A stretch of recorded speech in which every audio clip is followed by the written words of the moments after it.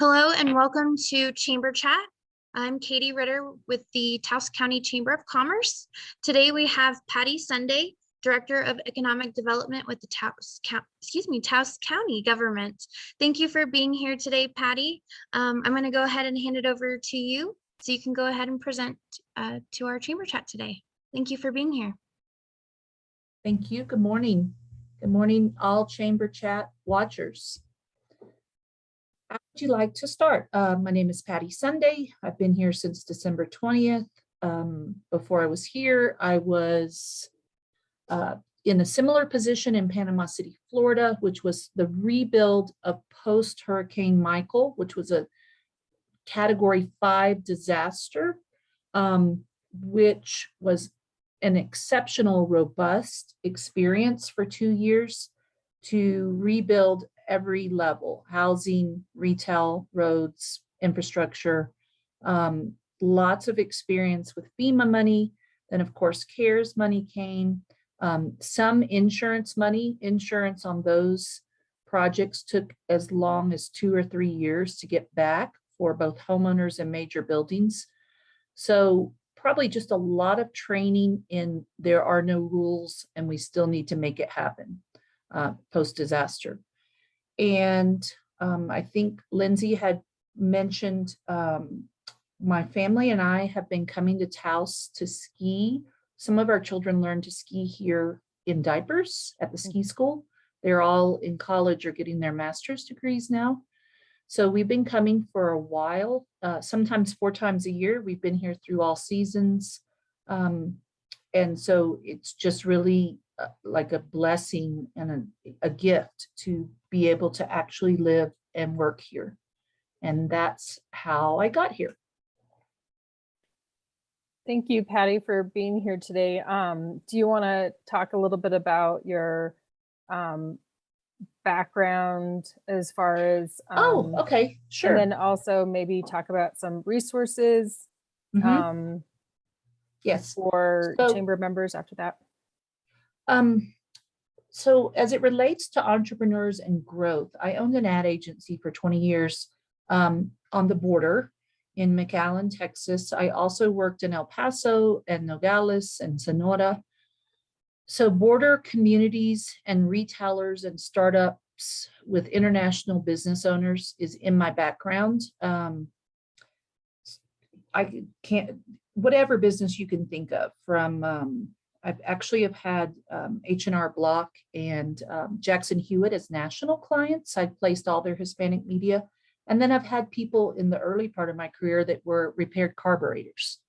And so everything in between. I've had a ton of real estate, commercial developers, home builders, first-time home buyers along the border of Texas. We would do 500 homes a year for people who did not have credit or had poor credit.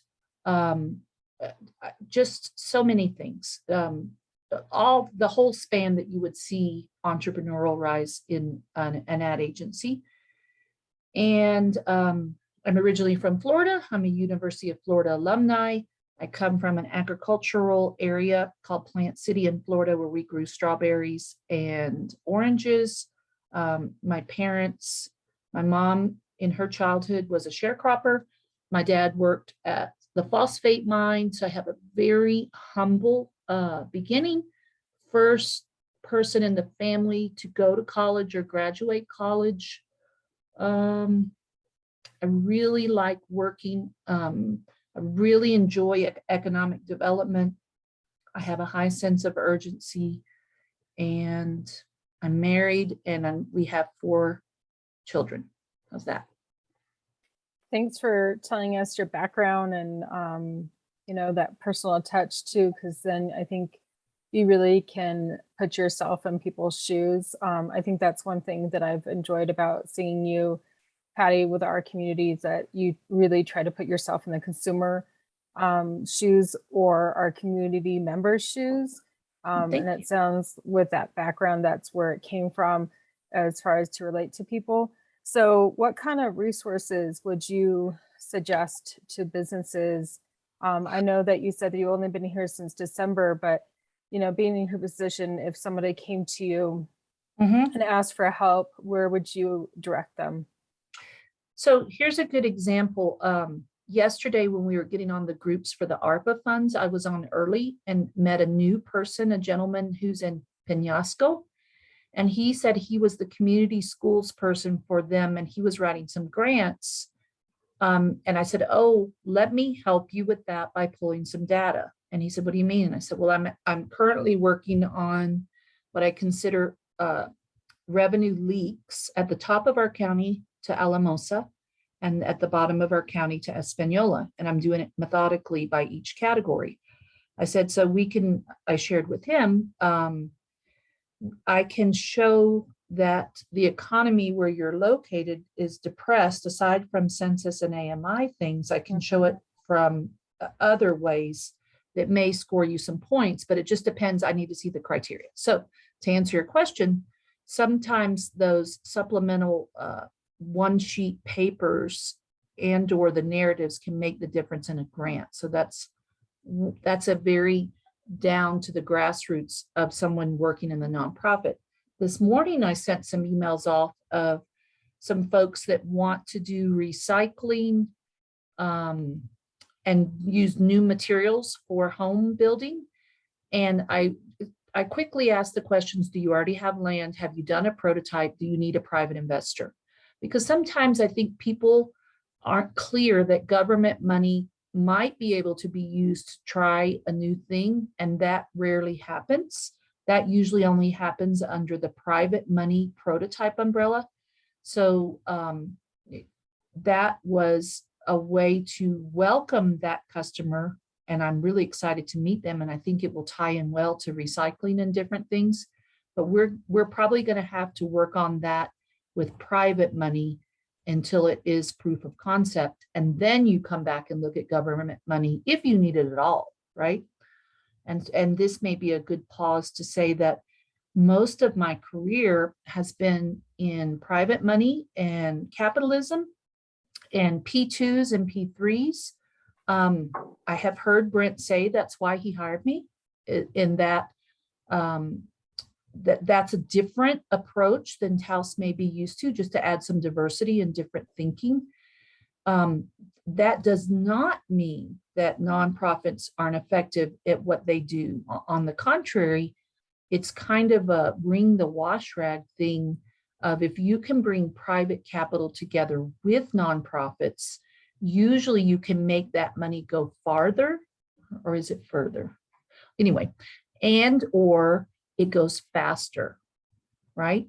So that's going to be in the spirit of having healthy dialogues and challenging assumptions. And one of the ways I enjoy having spirited dialogue, not debate, because in a debate, someone loses.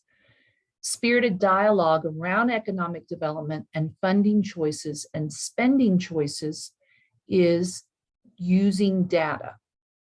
So in parallel to that, I'm actively pulling all kinds of reports that are literally right here on my desk. One of the reports I pulled the second month I was here was internally, who are our top taxpayers? Who pays the most taxes in the county? Because that's a way for me very quickly to see just who the players are in a very nice way. And then I also pulled from planning, who are the largest landowners, right? And and one of the reports I haven't gotten to see yet would be maybe from banks of who are landowners who might be in foreclosure and might need a solution, which would be something. So I have a tendency to pull data and reports so that I know I'm getting neutral information to drive good discussions. And then I have software that I use, such as Lindsay, you had asked me about the top 10 report, that we might talk about that, the one that was the story from the Taos News, because that top 10 report might have made some people uncomfortable. And that's okay, because I want us to look at data and then drill down for that of what it may mean, of what the economy was like during COVID, And as we move forward, what things can we do better and smarter for the health and wealth of the entire county? Mhm. That was a So long answer. one of the reports that you were talking about that I thought was really interesting, because again, your marketing background and that marketing hat is looking at the Yes, consumers, was yes. pulling the data from cell phone usage, which I thought Mhm. was so smart, because then you see not only locals but also visitors of the influx of people. And we usually use data like beds and heads, right? GRT Right. taxes and lodgers tax to track that. But I that was so smart that you were looking at cell phone usage per square foot, literally, to see where these people were and how many, and the zip codes from these cell Right. phones. And I thought that was really smart. Yeah, and thank you. And the software is out there. It was, and you know what was interesting? I just sent an email this morning to see if I'm able to go to the ICSC meeting in Las Vegas, International Council of Shopping Centers. They haven't had that meeting in a robust way in 2 years. And it is every retailer you could think about, sometimes home builders. And when we say retailers, we can't stereotype on that. It might be a farm to table franchise. I mean, we just don't even know till we get there, right? So, I mean, it's huge. And so, what's interesting about this software is I had gone to the ICSC meeting, it was in Miami, right before COVID in January. And they are a company out of Israel. And if you know anything about Israel, they're pretty technical, right? And they were just starting up. And so I met them there. And I have a history of having a lot of Jewish clients and then some Orthodox clients from New York. And I've had Israeli national clients. So I have a really high comfort level. So anyway, they were just starting up, and now the software that I'm using, they are almost done with the Fortune 25. People are now contracting them, and I was one of their first users. So we got really lucky, right? Mm. And it also cross references debit and bank cards. There's a lot of quality control. So to answer, so yes, I same thing that you're saying, because systems want to sustain themselves. And so when we look at municipal government anywhere, if your budget, right, you work your budget, if your budget only comes from lodger tax, or you need more revenue and inflation is coming, your decision model is going to be, we must grow that. That might be a little different than, was this a wise decision, or does this make sense? Because you're living by your budget, and your job is your budget. So again, trying to bring consumer facing data, because it really comes back to know your customer, right? And then plan accordingly. Let's go all the way down to the ground of what is the emerging customer, what is the future customer, who are we not getting, who can we get better, all of those things. So again, long Yeah. answer to. And I think, you know, with that, I also appreciate how you mentioned in a previous conversation that we've had that looking at consumers, but also looking at the other side about businesses too, is being mindful of our resources, right?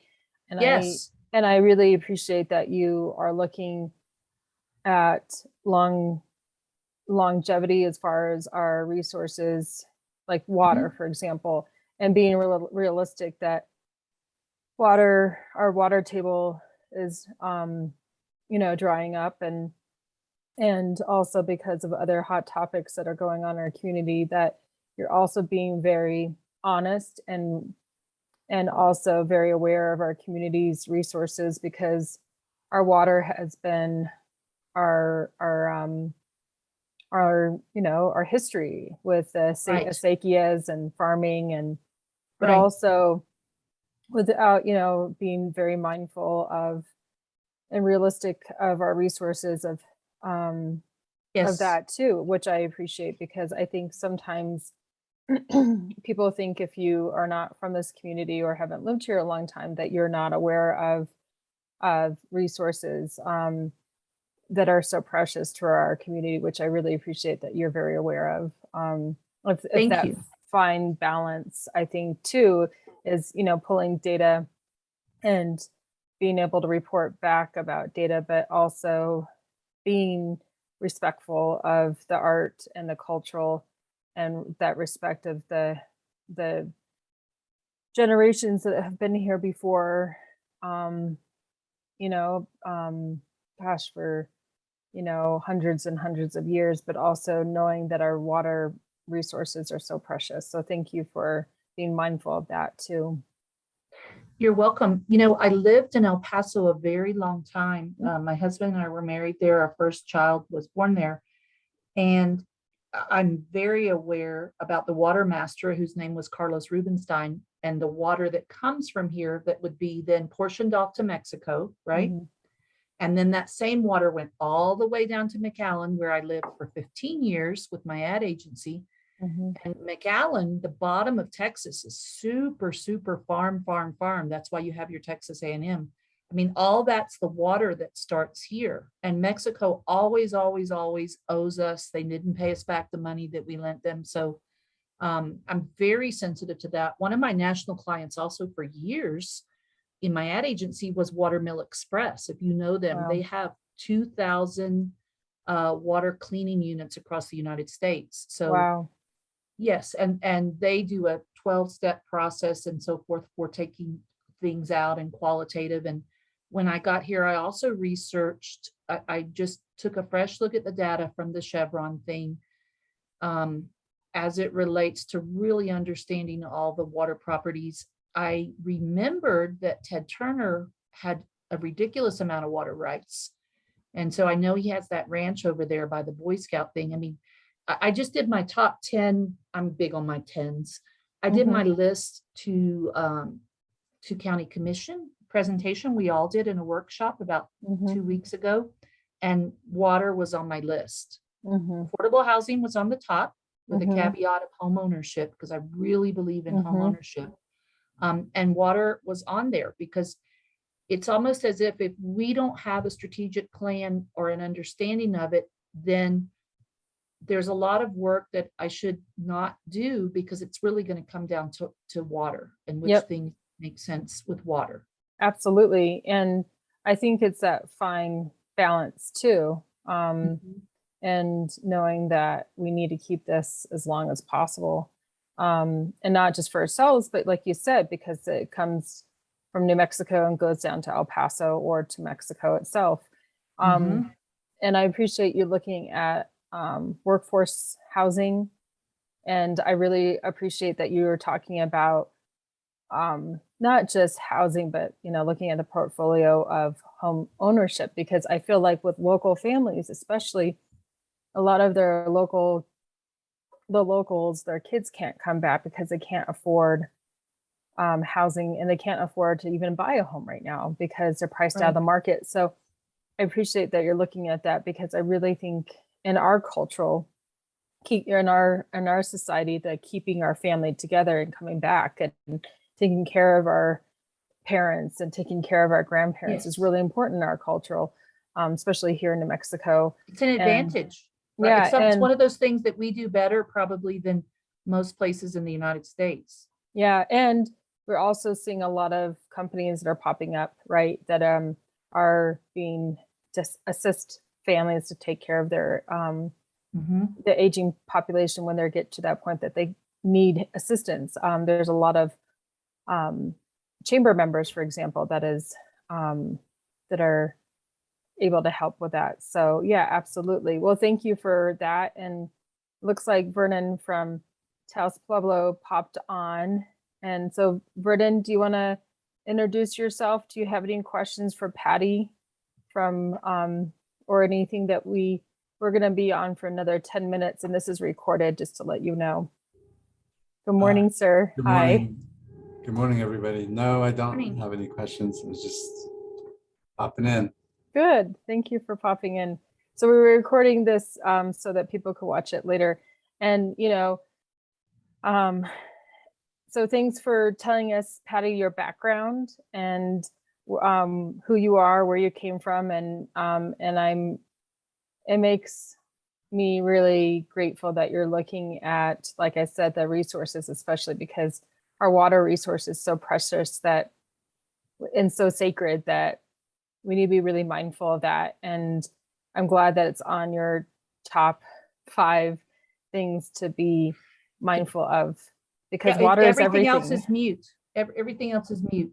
Yeah. I wanted to tell you back to the housing thing, Mhm. a report that I've designed that I want to research for myself, right? Mhm. So first I designed the criteria of why it's important. So this is as far as I've gotten on it. I want to analyze what I consider our true legacy economy. And this kind of goes back to, remember Sonic being on the top 10 list of, right? I want it, so our legacy economy, meaning that there's density of people that live here full time and have probably been here for generations. Well, if you draw the circle around Rancho de Taos, and then you kind of come up a little bit to Taos proper, that's our stable day in and day out. People live here 300 plus days a year. They shop, right? So that's something we can compare in the practice of planning and development and economic development. And that also explains a lot about Sonic and why Sonic was so successful, aside the fact that it was open, it's affordable, it was COVID friendly, but that goes back to location. So one of the reports I want to prepare is, what are the ages of those families, right? How old are mom and dad? How old are grandma and grandpa? And then we do predictive modeling. If you're in a faith-based thing, you would say predictive modeling of when they might go to heaven, if you were in a faith-based world, if that was your belief system. And how much land do they own? Because I have a theory that there's a planning term, right? Planning and development, called missing middle, right? So missing middle is usually, even pre-COVID, is where you'll have housing gaps in any cities. It's a very common term that you need to provide housing for. You have elite and wealth. You have the entry-level consumer that might be in an older manufactured home, or they might be in Section 8, or they might be multi-generational. And then there's always the missing middle that you don't have homes for. And that also applies to us. But there's another way to use the term missing middle, which is what my fear is that we don't have enough middle-class people now or in the pipeline coming, Mhm. such that when grandma or great grandma and grandpa move on, we don't have replacement people for Yeah. them. And it's interesting you mentioned the missing workforce middle. Mhm. I've seen that in the education system across the Mhm. board since COVID. Yep. I also have seen that in the nursing industry across Yep. the board, not just in Taos County. I'm talking about across the states. So when COVID hit, I think a lot of teachers decided, instead of renewing their contract, that they would retire if Mhm. they could, for Right. example. Or nurses, God bless them, so hard if they decided that, they wanted it, they needed a break. And burned out. Yeah. Yeah, I mean, burned burned out. out. And Yeah. also we don't have enough people who are trained in those essential worker area to fill the gap. And I think even looking at trades too is looking at plumbers, looking at people who could Right. of the trades. That's another missing middle gap too. And we Yes. noticed that huge exit with COVID when COVID hit with workforce solutions of the hospitality industry. I'm hearing across for the board from all of our chamber members in the hospitality industry that they're having a really hard time recruiting Mhm. people, but also And seniors are filling those positions if you yeah, have them. And they're doing great, right? oh, they're If doing you have fantastic. seniors, Yeah, if you and have them. yeah, or if they're to make sure that they stay, because I'm talking to, some really great restaurant models, for example, Mhm. grab and go, who Yes. is really great at that, but they're having a hard time keeping, their staff. And then also even for big hotels who have to contract out to even clean their hotels. They're having a hard time finding that, and they're paying, you Same know, thing top here. dollar. So, and here We're it having is, yeah. trouble finding people to clean our building. We're doing our own trash, which is no big deal, but Yeah, yes. but we clean our own building too. But I'm just, yeah, across the board, I've seen that as well. So, Bless yeah, you.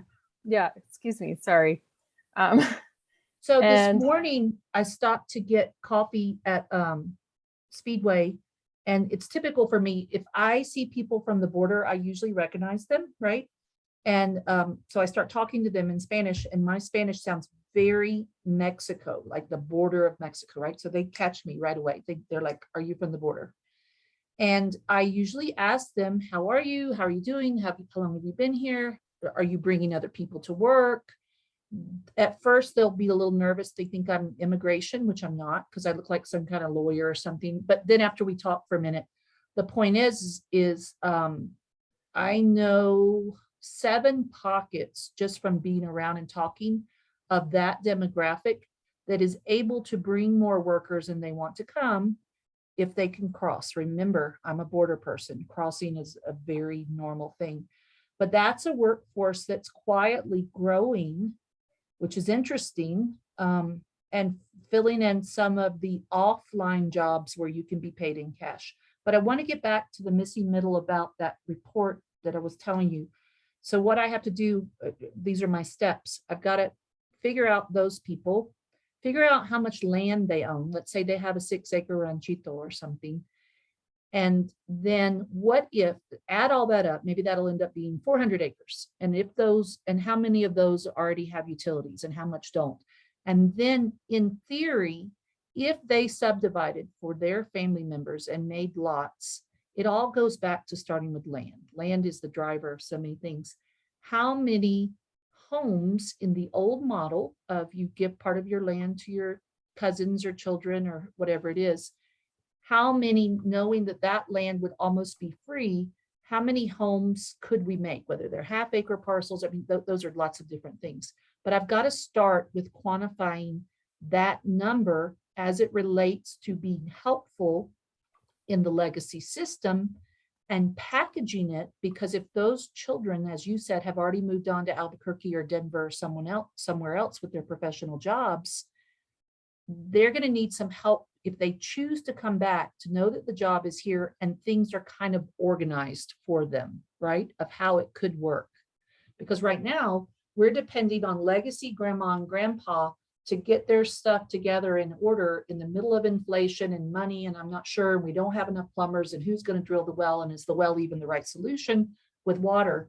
That's a lot to put on grandma and grandpa. So I want to analyze that and maybe put together a package, number one, to quantify it, because it leads to capacity. How much capacity do we have that the math would go on to create affordable housing and home ownership?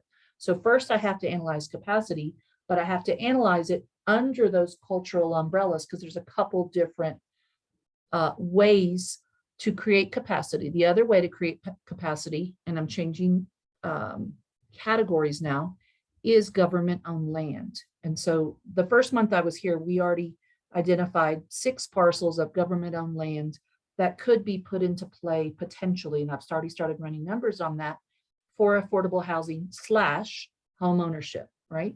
so is one of these lands, for example, in Cuesta? It's all over the county. I All have over the parcels county? all over, yeah. And again, I'm always county focused. Back to you, our common thread here, customer focused. Understand the consumer. I'm always thinking, what does that consumer, that citizen, that new citizen, what do they want? How do they want to live? Which is different than, we're a municipality and it would be good for us to have them here. Mm-hmm. That will happen naturally. So I try not to do it that way. Yeah, Try to I bring think, it yeah, absolutely. I think, you know, because of the ski areas that are around us, because we have not only Taos Ski Valley, but because of Red River and Angel Fire and Sipapu, people, you know, travel here because it's a destination also, not just the wintertime, the summertime, that it's, you don't have to market to that, you know, to get people to Right. move here. When, if you love it Right. here, you get it. But I think making sure that we honor that generation of that you talked about, our locals who've been The here legacy, the legacy and, yeah, process. and also making sure that the kids can buy a home here, because I think right now they're priced out of the market, and also again the resources and of not having enough plumbers and not having enough the infrastructure, what you're talking about, because grandma and grandpa can't afford to drill a well, or they can't afford to $30,000. put electricity on a piece of property Right. that they have.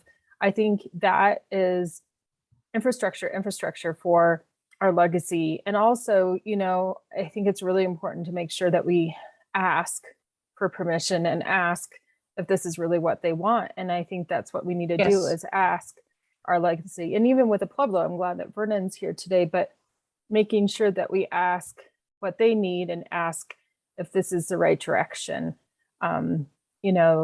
for our community. Because I think, we all love it here, and we need to preserve our cultural and also our resources. Again, going back to water, it's that fine balance. And for example, on my road, we have an Earthship.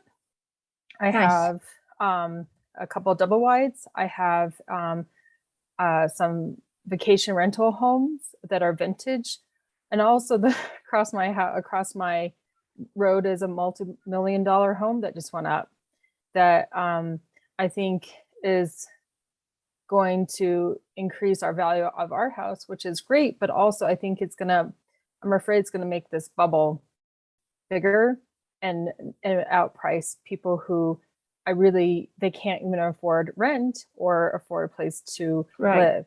And that is a really big concern of mine, because I see this with the workforce, because I'm middle class, and we all live paycheck to paycheck, and we're trying to figure out how to make ends meet. And so that's my concern, is that we don't price out the market. But it's already 9:43, and but Pattie, I sincerely appreciate you being mindful of that and being respectful of that, and thank you for doing your research and you're really being, I think, with your background, being aware of the cultural with when you lived in El Paso, and really putting yourself McAllen. and putting yourself and in Nogales. people's, that too, and putting yourself in people's shoes Mhm. I think that's so important. I wish that more people would put themselves in other people's shoes, because I think that would solve things. So thank you for that. Any other last comments or questions? Because we're already at 9:40, about 9:45. Pattie, or I appreciate the chamber. I appreciate that Vernon came on. I think water may end up being a commodity. That doesn't bother me if someone sells water. I'm just not doing anything is the thing that bothers me. In other words, I think I said this to the commission, what's our 5 and 10-year plan and our contingency A, B, C, D? It's almost like emergency management. You know how in government you have, like when we had the trees fall from the snow hurricane and fires and things. I think we need to talk about that now. I agree. I think we cannot bury our head in the sand about it. It's everything. And water is so sacred, and we need to protect it. And I think especially for the government entities to really think about that plan. So thank you for bringing that to them. And we have experts already with Carson and Earthships and all of that, and catchment. I mean, this part is not sophisticated. If you just drive and look over at Carson, that is people screaming, here's our choice, here's how we live, this is our way. I'm fascinated by them from a consumer standpoint, and I celebrate them.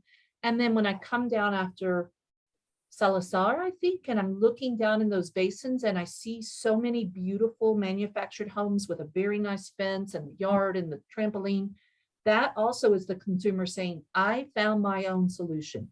Here's what it is. But they probably found it pre-COVID, because now that solution probably costs 40% more. Yeah. So the consumer that wants to stay will find their solution, and they're showing us. So we're just not ahead of it.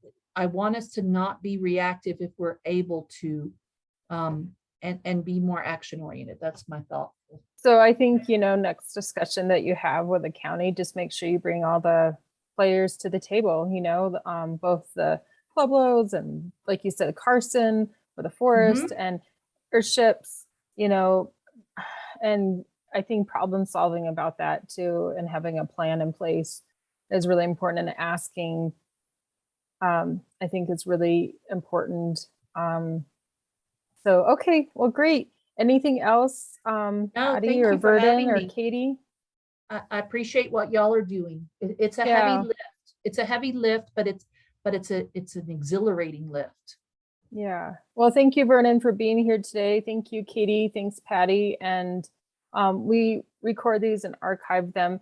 And for resources too, for businesses, for funding and webinars and stuff like that, you can always go to the New Mexico Economic Development Department. And that's, they have all the, trainings for job force, and also Chris Madrid and Monica. Yes. And they also, there's also the North Central that you mentioned. Yeah. And even with our local office with Workforce Solutions, we have so many local resources, and you're always welcome to call Katie or I to get these connections. And we appreciate everybody's time today. So thank you. All right. Y'all have a good one. Here. Thank you so much. Have a great day. Thanks.